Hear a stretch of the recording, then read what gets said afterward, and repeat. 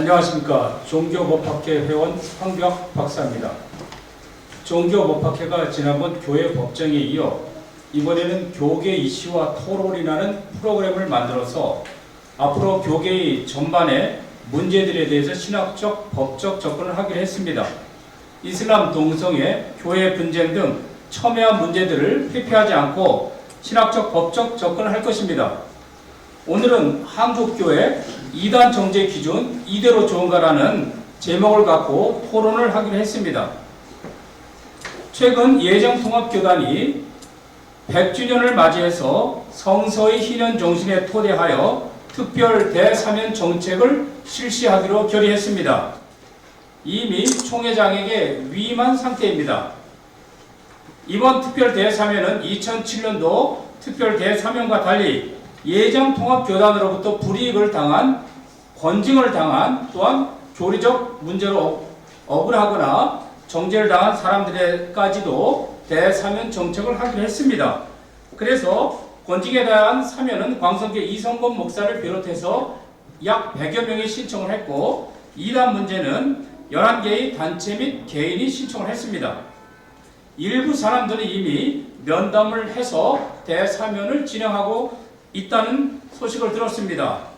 특별사면위 관계자에 의하면 무조건 사면을 하는 것이 아니라 기존 예정통합교단의 이단 정제 절차의 적법성의 문제, 본질적인 기준의 문제, 신앙 고백의 문제 등 신앙 고백, 교리를 철두철미 검증을 하고 나가서 교정의 의도, 공개 사과 의도, 교리교육 참여 의도 등을 참조해서 사면 여부를 단행하기로 결정했다고 합니다.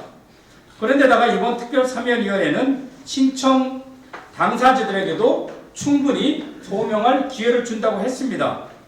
이제까지 대부분이 이단 정죄 당한 사람들은 거의 소명 기회를 얻지도 못한 상태였습니다.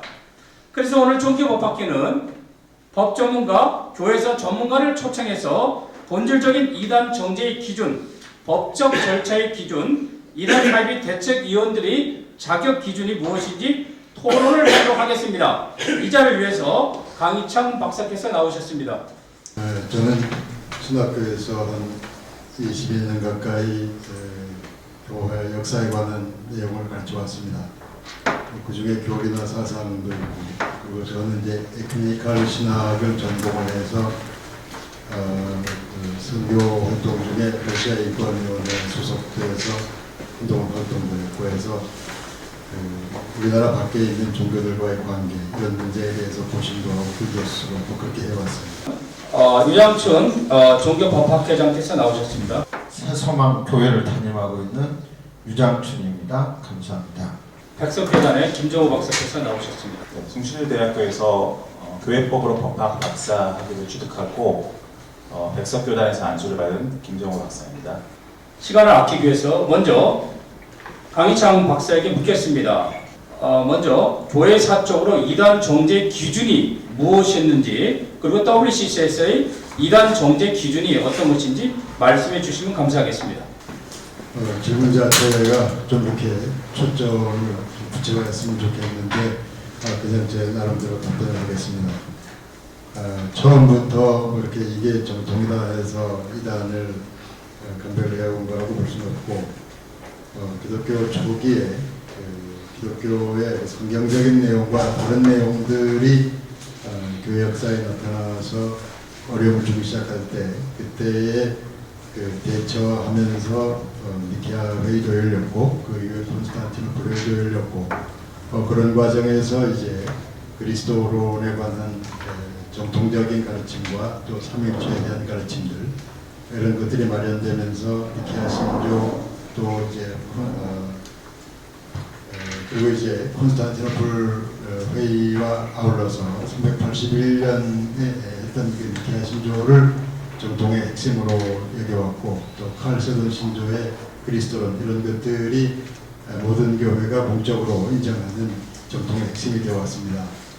문제는 이제 그런 것보다도 이후에 그 중세에 있었던 어떤 그 교회와 교황 중심의 이런 정치적인 결정이라든가, 근대에 와서 그 윤리적 차원에서 문제가 될 때에 그걸 어떻게 하느냐 이런 문제들이 좀 어려움을 혼선을 준 것 같고, 또 미국 같은 경우에는 사실은 미국이 그 영국 그러니까 이제 그 기독교 유럽에서부터 집어보면은 그 자유를 찾거나 거기서 정죄된 한 사람들이 새로 정착한 땅이기 때문에 우리와는 정서가 많이 다를 것으로 보이는데, 그래서 이런 여러 가지 정치, 그 사회의 흐름 이런 것과 복합적으로 얽혀서 뭐 그런 대로 흘러왔지만, 그래도 어쨌든 그 신앙과 신학적 중심은 기독교 초기에 그런 그 신앙과 신종 그것에 의해서 성경에서 어떻게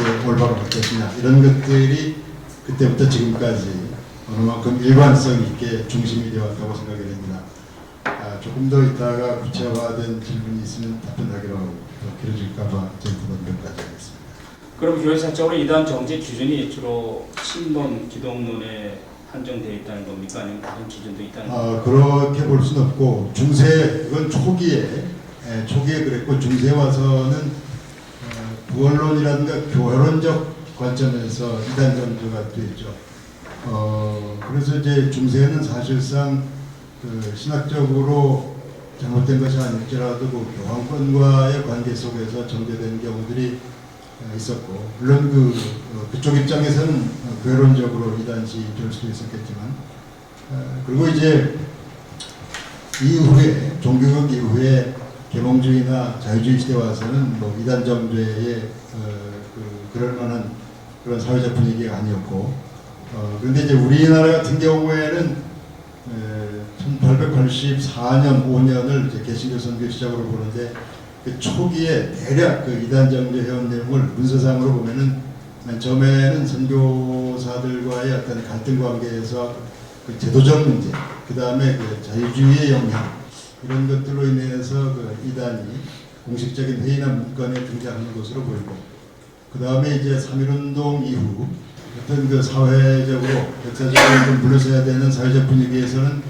그 본격적으로 신비주의 문제가 등장하면서 그게 이제 이단 정죄가 되기 시작해서 최근까지 이렇게 쭉 흐름 보면 최근 흐름에 대해서는 좀 이제 교단마다 복잡한 것 같아서 제가 말씀드리기가 좀 조심스럽고, 그래서 전반적으로는 그 초기의 신학적인 입장 외에도 어떤 정치와 윤리적인 문제와 이런 것들이 뒤섞여서 복합적이었다고 판단이 됩니다. 예, 그럼 WCC에서의 어떤 이단 정제 기준이 있습니까? WCC는 이단을 정죄한다기보다는 모든 교파가 만날 수 있는 그 초기에 그런 지점을 많이 의식한다고 볼 수가 있습니다.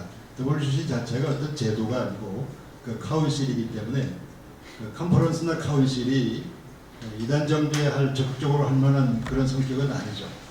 어떤 배차적 성격이라기보다는, 그러니까 WCC는 우리가 다 만났을 때 그 우리가 그 공통으로 인정할 수 있는 서로의 내용이 어떤 것이냐 이런 걸 찾아서 그 초대교회 분열 이전의 내용들을 찾기 때문에 WCC가 적극적으로 이단을 정죄한다기보다는 우리가 올바로 찾아갈 어떤 정통의 공통지반 같은 걸 의식한다고 볼 수가 있습니다. 두 번째 유장춘 박사님께 묻겠습니다. 지난번 한교총에서 유광수 목사와 박윤식 목사를 이단 해제할 때 그때 전문위원으로 계셨는데 당시 이단 해제 기준이 무엇이든지 말씀해 주시면 감사하겠습니다.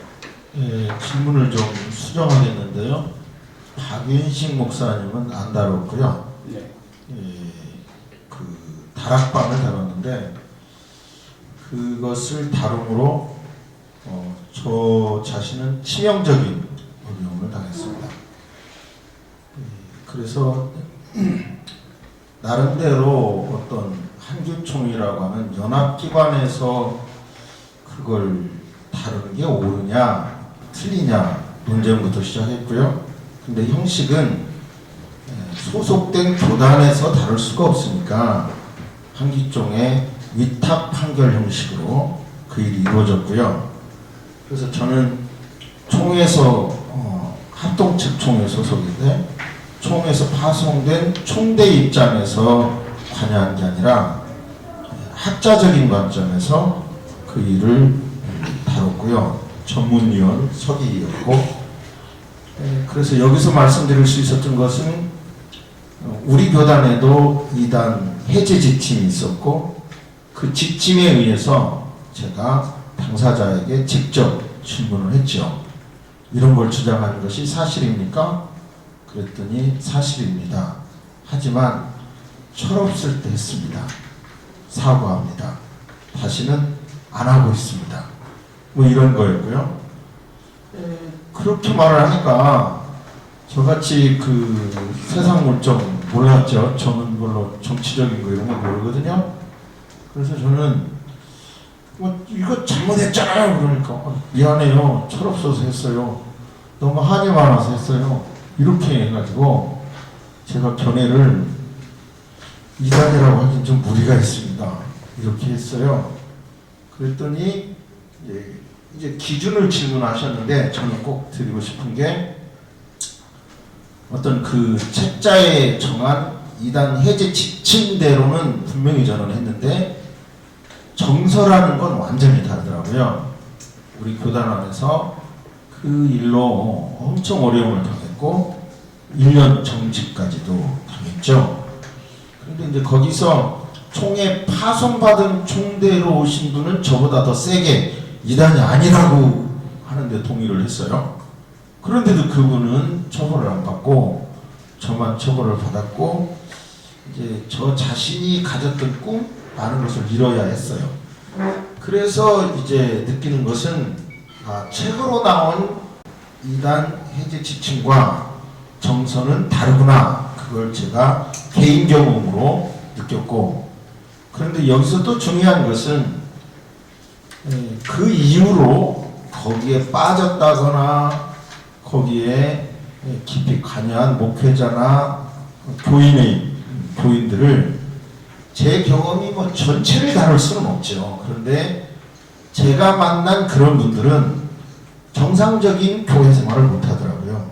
목회자든 개인이든 전부 다 교단을 탈퇴한다든지 교회의 트러블 메이커로 남는다는 걸 알아서 그 나름대로 죄송합니다만은 저는 합동 측이기 때문에 그 판단이 잘못됐어도 한계가 있어도 나름대로 어떤 하나님의 섭리가 있구나라고 저는 지금은 느끼고 있습니다. 예, 그럼 합동교단도 약 30명 이상 이단 정제를 했는데 이단 정제한 기준이 있습니까? 그러니까 이제 기준이라고 하면 제가 지금 회의를 통해서 이단으로 정제된 여러 그 상황들을 보고 있는데요.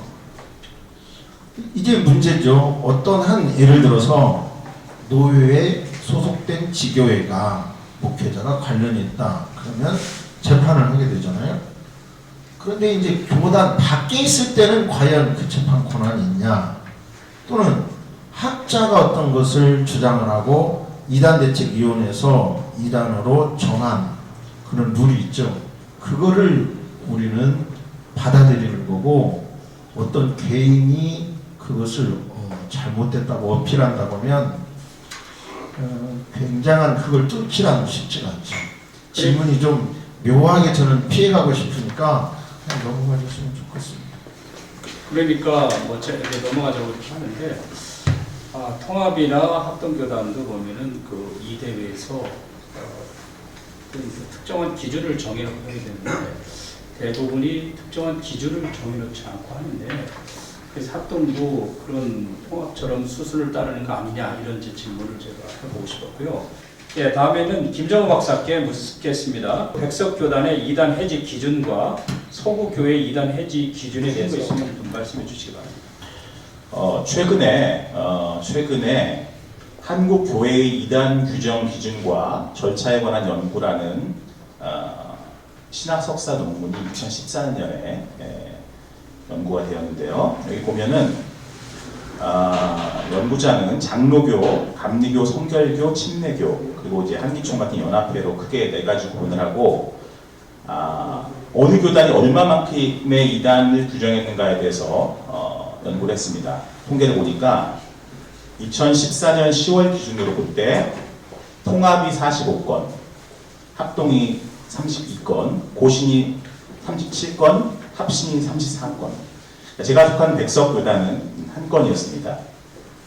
어쨌든 이걸 볼 것 같으면 장로교 교단이 굉장히 이단을 많이 규정했다라고 볼 수 있는 거죠. 또 하나의 통계는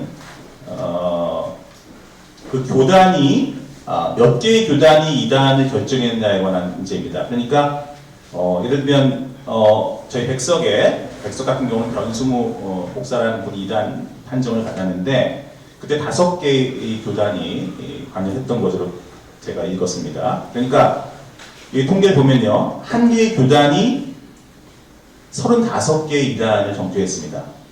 그러면 2개의 교단은 18개, 3개는 14개, 그러면 6개는 3개, 9개 교단 1개. 이건 뭘 말하는 거냐면 어느 특정 한 교단에서 이단을 정죄하는 일은 많지만 그 교단이 연합할 때 통일적 목소리가 없어지면서 이단 판정 수가 현저하게 줄어든다는 거죠. 이건 다시 말하면 뭘 말하는 거냐면 교파주의의 한계를 의미합니다. 자, 그 다음에 지금 보수신학 쪽에서 장로교 쪽에서 이단 판정이 많이 나왔다는 것은 우리나라 선교 초기에 미국 북장로를 통해서 근본주의적인 장로교 신학이 들어왔기 때문에 아무래도 그런 뭐 주초 금지라든가 여러 가지 주의 성수 이런 문제로 상당히 보수적인 관점이 들어온 거라고 볼 수 있겠습니다.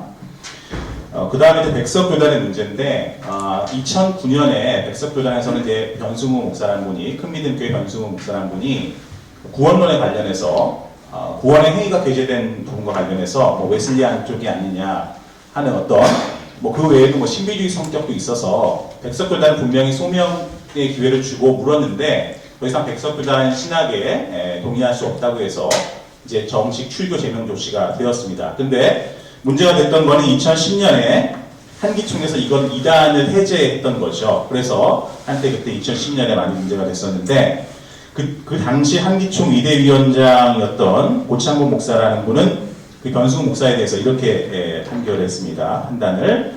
그러니까 신학과 교리 면에서는 서로 상충되는 문제가 있다고 볼 수 있지만 범교단적인 입장에서 볼 때 이단으로 보기는 어렵다. 이렇게 판단을 했었습니다. 자, 그러면은 지금 서구에서 논의는 어떤지가 사실 중요합니다. 그러니까 서구에서 논의는 2가지 관점에서 봐야 되는데 첫째는 신학적인 관점이고 두 번째는 교회법적인 관점입니다. 신학적인 관점은 교회사적인 관점이죠. 그러니까 서구 같은 경우는 2000년 교회사 속에서 이미 이단 논쟁이 많이 있었죠. 뭐 죽고 죽이는 전쟁을 통해 이단 논쟁이 많이 있었기 때문에 20세기 에큐메니컬 운동이 시작되면서 인권이 신장되고 어떤 관용에 관한 분위기 때문에 이단에 관한 논의가 현격하게 줄어듭니다. 자, 반면에 그런 맥락에서 그럼 현대 교회법이 이단에 관해서 그럼 어떻게 규정하고 있는가라고 한번 살펴보면 우리 한국 교회법 같은 경우는 대부분 권징편에 권징의 대상이 이단 행위 내지는 이단에 동조한 자라고 되어 있죠.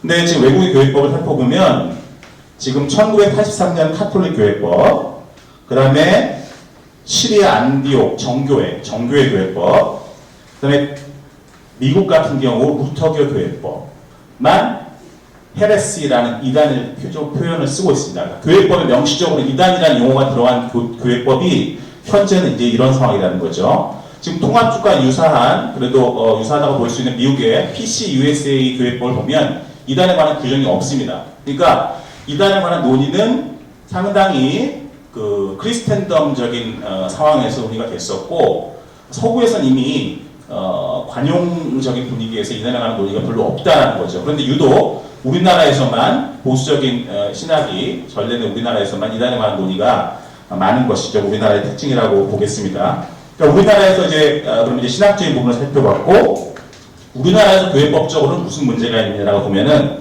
기본적으로 지금까지 항상 이단이 사회법까지 가기도 하고 항상 요번에 뭐 사면위원회권도 마찬가지지만 이렇게 된 원인 중에 하나는 그 절차의 하자입니다.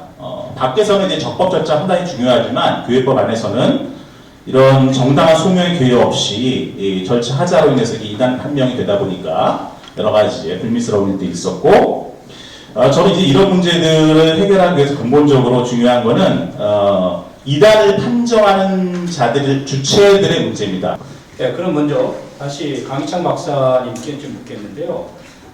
우리나라 조영기 목사나 유광수, 김기동, 이재로, 변승우 이런 분들 보면 대부분이 은사 체험을 하거나 성령 운동을 하거나 신비 운동을 하거나 또 특히 귀신론, 마귀론 같은 그러한 축기 이런 사역을 하는데 혹시 서구에서도 이러한 사람들이 이단으로 정죄된 사례가 있는지 혹시 그런 것들이 이단의 기준으로 적당한 건지 좀 얘기 좀 해주시면 감사하겠습니다. 실제로 우리나라 그 인사운동이라든가 그 단기간에 부흥성장에서 유명하게 된 사람들이 이단 정죄된 경우들이 꽤 있는데 뭐 똑같지는 않지만 그 안에서 볼 때 그들이 이제 어떤 그 신학적으로 어떤 의식을 가지고 했다기보다는 체험적이고 그리고 이게 기독교인지 아닌지 경계선이 불분명한 체험 같은 것들을 많이 가지고 한국 기독교 이전의 어떤 한국 종교적 정서와 기독교의 정서가 조금 섞인 가운데 그들이 부흥성장했을 경우에 그 자체 안에서 기독교적 정체성을 의식할 만한 그런 기회가 있었으면 좋았는데 그런 거 없이 계속 밀고 나가다가 그 자신의 주관적인 내용과 기독교의 공적 내용을 혼동하는 그래서 그 자기를 교정할 기회를 잃어버린 그런 경우가 꽤 많았다고 생각이 됩니다. 최근에 와서는 그들이 뭔가 고치려고 해도 이미 그 틀이 많이 달라졌기 때문에 그런 약점이라고 생각이 되고 그리고 우리가 그 시대를 생각하면은 종교개혁 이후에 전후에서 우리와 같은 문제들이 많았죠. 조금 전에도 제가 처음에 말씀드렸지만 미국 사회를 중심으로 생각하면 우리와 달라요.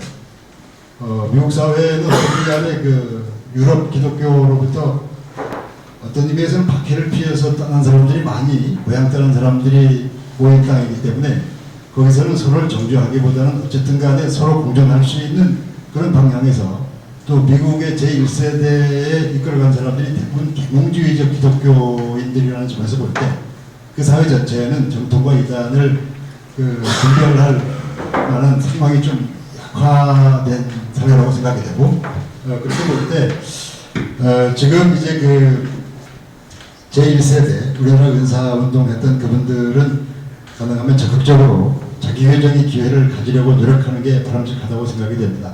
정통과 이단은 분별은 해야죠. 그런데 그 과정이라든가 어떤 공정성이라든가 공적 신뢰냐 이런 게 문제지 그것이 아예 필요 없는 걸 우리가 했다 이런 식으로 가는 건 별로 바람직하지 않다고 생각이 됩니다. 그리고 지금 한국에서는 이단을 정죄했다가 해제하는 사태가 많이 빈번하게 발생하고 있는데 예를 들면은 조영기 목사님에 대해서도 회장통합을 68차 때 이단으로 사실상 정죄했는데 나중에 또 다시 해제하고 또 윤석천 목사 건에 대해서도 이단으로 연구하다가 또 해제하고 그리고 예태 목사도 해제했고 그리고 최근에 한기총에서 박윤식 유광수 목사에 대해서도 해제를 했는데 혹시 서구에서도 이단을 정죄했다가 해제한 사례가 있습니까? 그거 구체적인 거 해제한 건 잘 모르겠는데 일단 그 정죄하기까지 그 과정이 아주 심한 어려운 과정이 있고 일단 결정하면 그것은 그 치명적인 일이기 때문에 돌이키는 거는 어렵다고 봐야 되겠죠. 그래서 역사적으로 볼 때 일단 정죄했다는 그 자체가 큰 문제고 그 유명한 돌이킨 사례는 제가 잘 기억을 못하겠습니다. 그러면 이단을 정죄했다가 해제했다는 것은 이단이 아니었다고 이렇게 얘기해도 되겠습니까? 글쎄요, 그들 상황을 내용을 잘 모르기 때문에 그렇다면 그런 게 있다면은 이단이 아니었다고 말할 수도 있겠지만 정죄한 쪽에서 좀 부책임했다고 볼 수도 있겠고 그 자세한 내용을 알아야지 좀 정확한 대답을 할 것 같습니다. 예, 통합에서는 이렇게 통합교단에서는 이단을 정죄했다가 해제한 사례가 빈번하게 발생했는데 유 박사님 합동에도 그런 사례가 있습니까? 우리는 크게 보면 뭐 옆에 WCC 연구하셨다고 그러는데 우리 합동과 통합이 결국은 교단이 갈라지는 것도 WCC고 최근에도 부산 엑스코에서 우리 교단은 절대적으로 반대하는 특별히 전라도 측에서는 아주 열정을 가지고 시위하고 하는 반대를 했죠. 그러니까 그런 보수적인 입장에서는 해버리라는 게 쉽지는 않죠. 그리고 지금 지난번에 제가 다뤘던 그 유광수 다락방 건에 대해서도 본인에게 직접 물어보니까 뭐를 가장 아쉬워하느냐면 세상에서는 말하자면 항변권이 중요하잖아요. 모든 문제에 있어서 항변권 없이 무슨 판단을 했거나 하면 거의 그것이 깨지는데 나에게 항변권이 없었다. 기회가 없이 나를 이렇게 이단으로 해서 어렵다라는 걸 그거는 굉장히 하소연하더라고요. 그러니까 항변권 없이 자료를 가지고 했다 이거고 한기총에서는 항변권을 주었고 저는 그 항변권을 직접 듣다 보니까 순진하게 이단이라고 하긴 무리가 있네요 이랬다가 폭탄을 맞은 사람이고. 두 번째 법적 절차 기준에 대해서 저희들이 토론하도록 하겠습니다. 좀 전에 김정호 박사께서 법적 절차 문제에 대한 얘기도 하셨고 지금 강 박사님이나 우리 이 박사님도 계속 법적 절차 문제를 제기했는데 그러면 이제 김 박사님 아까 법적 절차 소명 기회를 주지 않았다 이렇게 하는데 여기에 대해서 다시 좀 구체적으로 어떻게 생각하시는지 말씀해 주시기 바랍니다. 네, 아까 말씀드렸듯이 이단의 지금 이단 해제가 논의되고 화해 사면이 논의된다는 것은 그만큼 그 당대에 좀 충분하게 검토되지 않았기 때문에 그런 문제가 있었다고 보여지고요. 사실 이단에 관련된 규정들은 교회법에 물론 권징의 대상편에 이단 및 이단에 동조한 행위가 권징의 대상으로 되어 있긴 하지만 대부분 총회 규칙 안에 포함되어 있습니다. 그러니까 이단 사이비 대책위원회라는 기관이 총회에 있고 거기는 이제 해당 규정들이 있죠. 규정도 되게 간략한 형태로 되어 있습니다. 그 위원들이 어떻게 구성이 되어 있고 또 어떤 방식으로 이단에 연구를 해서 판정을 한다라고 되어 있는데 대부분은 이제 권징에 준하는 절차로 되어 있습니다. 제가 한번 소개해드리고자 하는 것은 지금 한기총에서 개별 교단이 아니라 한기총에서 한기총에도 마찬가지로 이단 사이비대책위원회가 있는데 거기서도 이제 그 해당 규정이 있죠. 예를 들면 그 규정의 몇 가지 내용을 말씀드리면 이단을 판정할 때 기독교에 대해서 상당한 피해가 발생한 사례가 있어야 된다는 점이나 교회, 가정, 사회에 악영향을 미쳤는지 이런 부분 또 명백한 자료를 근거로 하고 또 본인 소환을 해서 충분한 기회를 준다고 되어 있습니다. 특별히 이 한기총 같은 데서 만든 이단 규정들은 개교의 교단들이 조금 불비되어 있던 부분들을 보완하는 점이라고 보여지는데 예를 들면 이단 피해자를 최소화하기 위해서 언론을 초청해서 어떤 형식으로 일단 공개 청문회를 했던 그런 방식이죠. 어쨌든 지금 통합 측에서 이단 사면 해제를 하는 그런 부분에 대해서 논의가 전향적으로 진행되고 있는 점에 대해서는 상당히 바람직하다고 생각이 듭니다. 예, 제가 지난번에 한기총에서 유광수 목사를 이단 해제하는 그 현장에 좀 있었는데요. 유광수 목사께서 말하기를 17년 만에 자기가 처음 소명할 수 있는 기회를 얻게 됐다. 그렇게 좀 고맙게 생각한다고 이렇게 얘기하더라고요. 그 외에 제가 다른 분들도 알아본 결과 거의 한 명도 소명 기회조차 없이 총회 결의를 통해서 이단 정제가 됐습니다. 이런 것들은 고쳐져야 되는데요. 제가 여러 가지 이제 자료를 조사해 보니까 이단 간별사들은 그렇게 얘기를 하더라고요.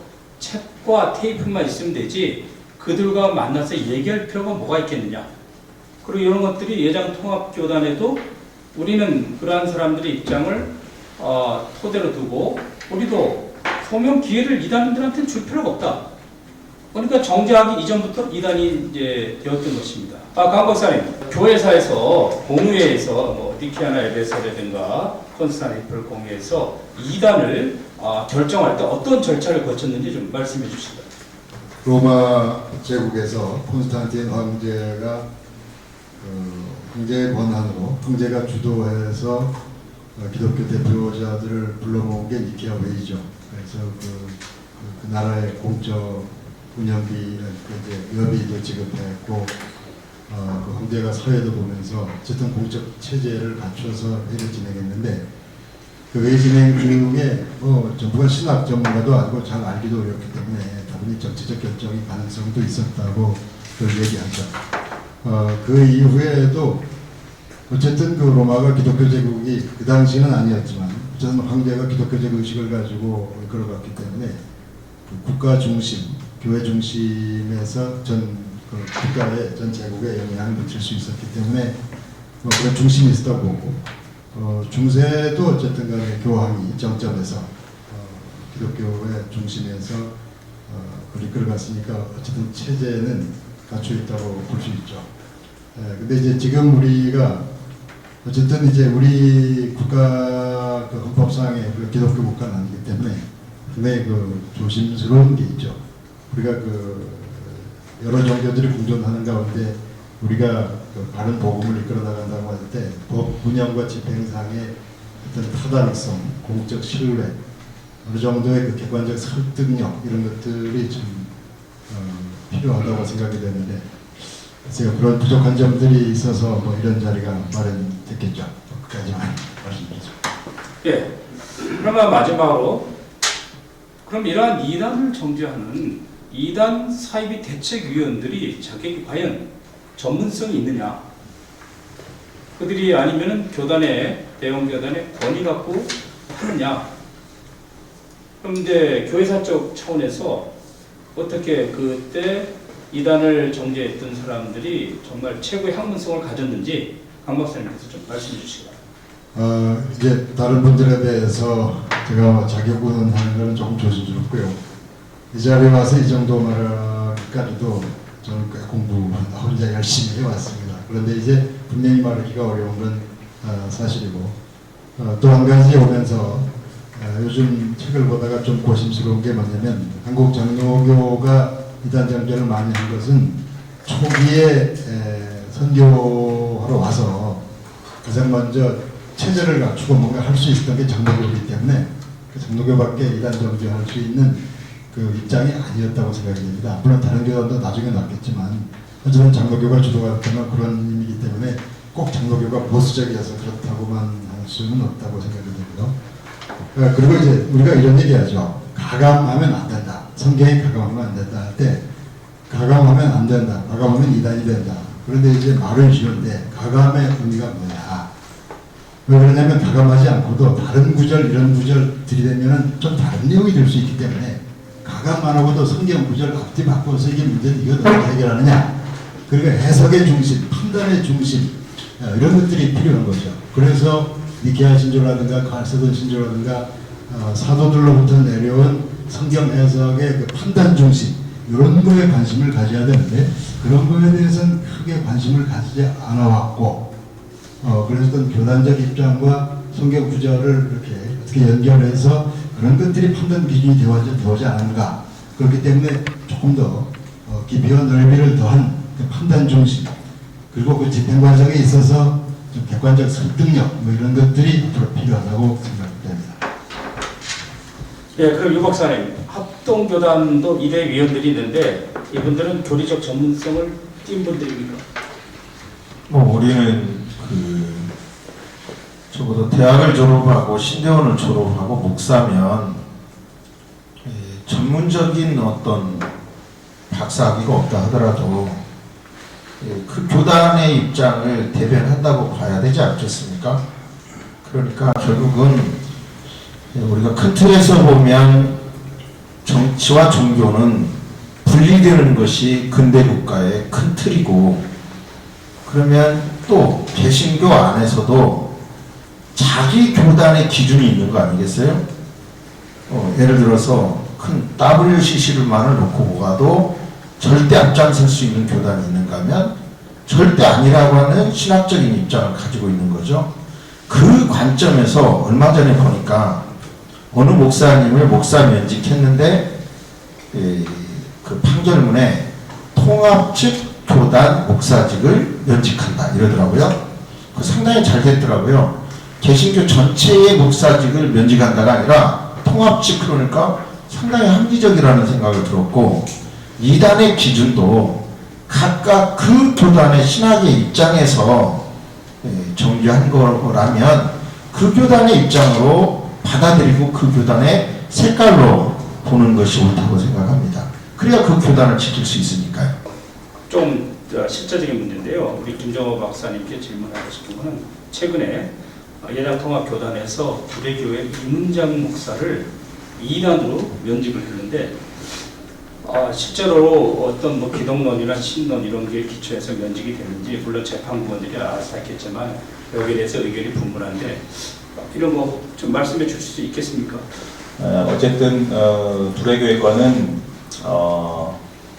그 임장 목사께서 아마 그 노회에서 어떤 이행해야 될 사항들에 대해서 뭐 이행을 하지 않았다라고 하는 것들이 또 상회에서 볼 때 또 별로 바람직하게 보이지 않은 면이 있던 것도 있고 또 본인께서 아마 인터뷰 중에는 전혀 어떤 소명의 기회 같은 형식으로 어떤 충분한 전문적인 검증 없이 좀 이단으로 판정되는 상황에서 교단을 탈퇴할 수밖에 없었다라고 입장을 밝히신 것을 들은 것 같습니다. 또 더군 뭐 나아가서 그분 개인 입장에서 뭐 서구 사례를 몇 개 조사해 보니까 이단에 관한 논의가 아까 초두에 말씀드린 것처럼 그렇게 많이 서구에서는 이미 충분히 뭐 많이 논의된 역사적 논의됐기 때문에 현재로서는 특별한 게 없다고 이렇게 언급하는 것을 봤는데요.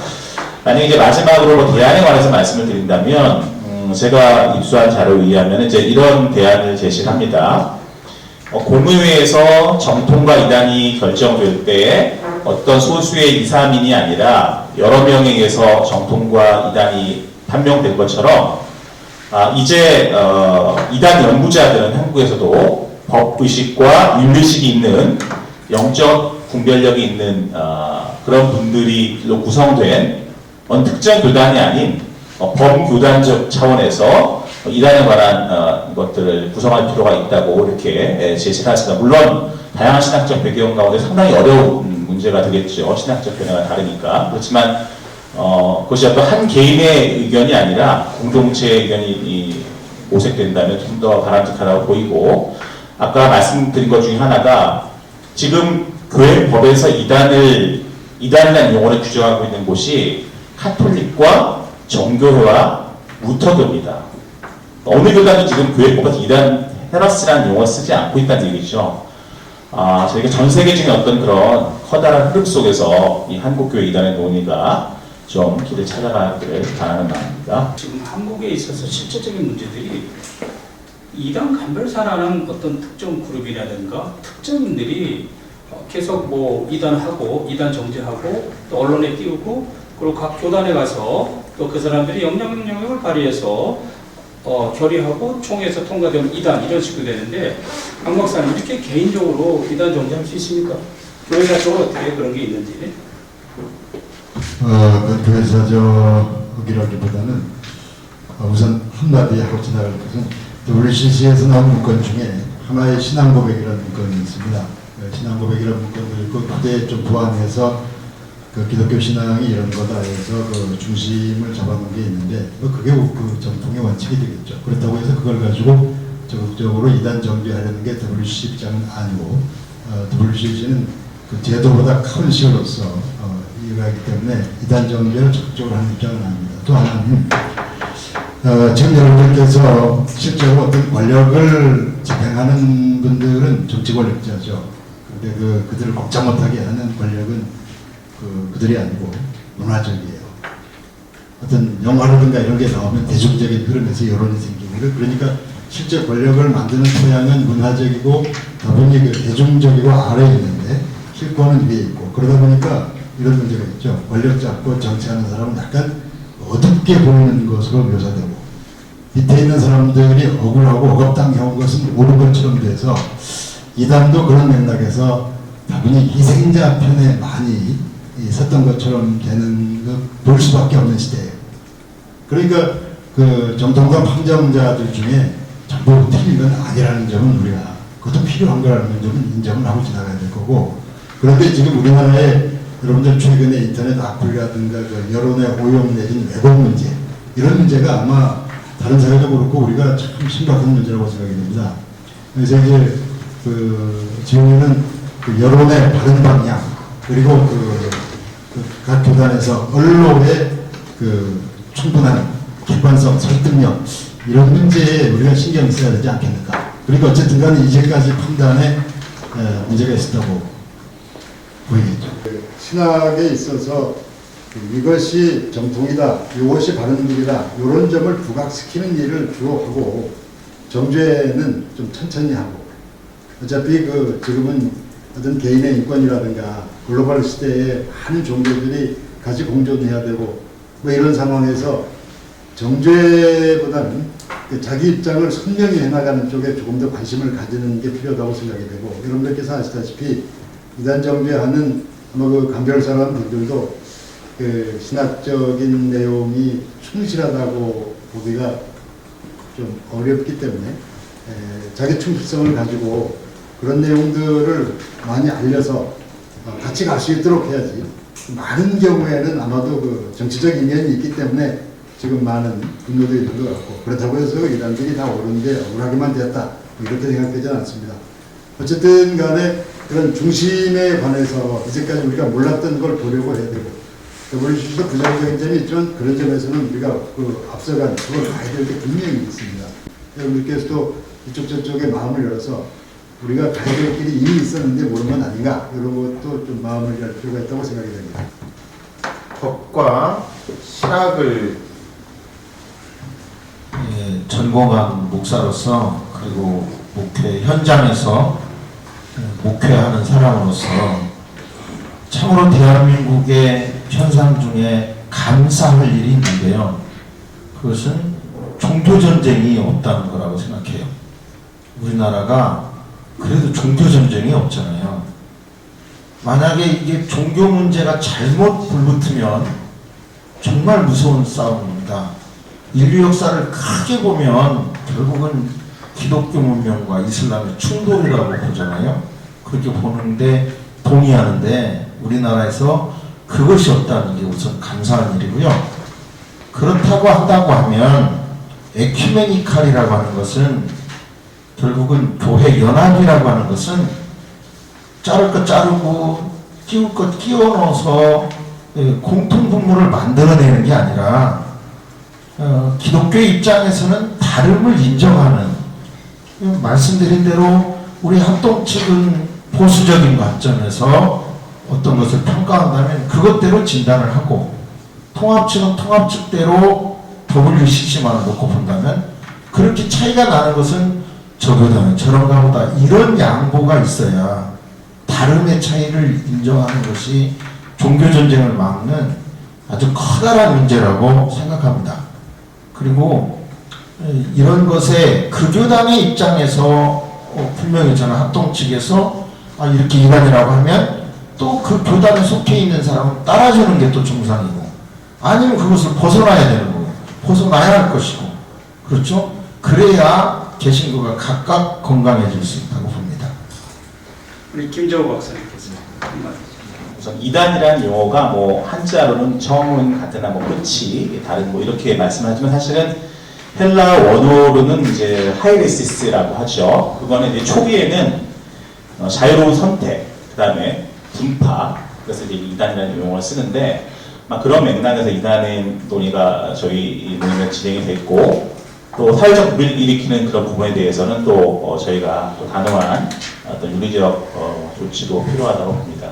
사실 미국에서도 이단에 관한 논의들이 있고 이단 연구를 하고 있습니다. 그런데 그런 연구들이 역사적 진전의 맥락에서 볼 때 계몽주의 이전에는 이제 정죄하고 비난하고 사회적 매장화시키는 분위기로 갔다면 이제는 자기 교단의 신앙적 고백 노선을 분명히 하면서도 사회적으로 그것을 비난하거나 어떤 그렇게 하지 않는 다원주의 사회 속에서 이제 그렇게 판단을 하는 그런 흐름에 있으니까 저희도 그런 맥락 하에서 판단을 하되 또 정죄와 또 비난과 또 이런 극단적 상황으로 가지 않는 그런 차원에서 이런 논의들이 발전해 나갔으면 좋겠습니다. 제가 결론을 맺고 마치도록 하겠습니다. 이제 한국의 이단 정죄 기준은 바뀌어야 합니다.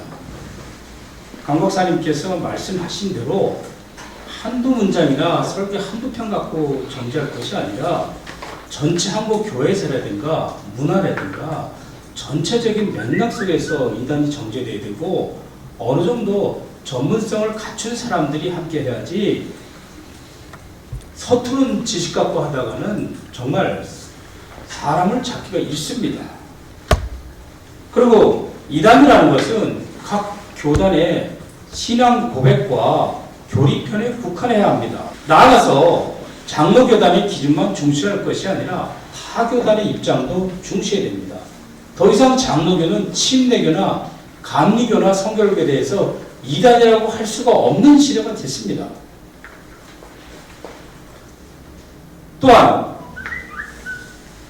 이단 정죄당한 사람들에게 이제는 법치주의 시대가 된 만큼 소명할 수 있는 법적 절차의 기준을 줘야 되고 또 교정할 수 있는 기회도 줘야 됩니다. 한 번 이단이면 영원한 이단이라는 시각은 변화돼야 됩니다.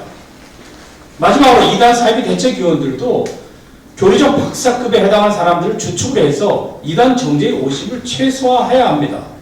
더 이상 한국교회는 없는 사실을 소설집으로 만들어 이단으로 정제하거나 은사나 체험, 귀신론 등 비본질적인 것으로 정제하는 구태성에서 벗어나야 합니다. 한국 주류 교단들은 개혁신학이 범죄에 벗어나지 않는 한 타 교파의 교리와 신앙적 경험을 인정해서 모두 함께 갈 수 있는 길을 모색해야 할 것입니다. 이상입니다.